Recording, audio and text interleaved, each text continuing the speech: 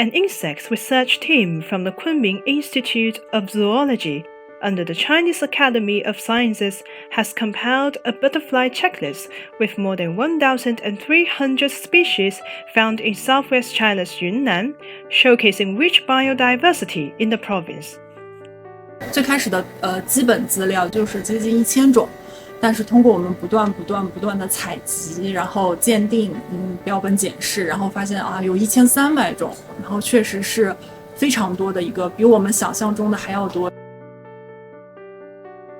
蝴蝶是这个现在国际上公认的这个生物多样性指示物种，这些物种怎么来，是吧？为什么会演化成这样？将来会是什么样的？就它的一个演化历史，它对这个环境是有什么样的指示？我们大概会从这些方面去利用这些资源。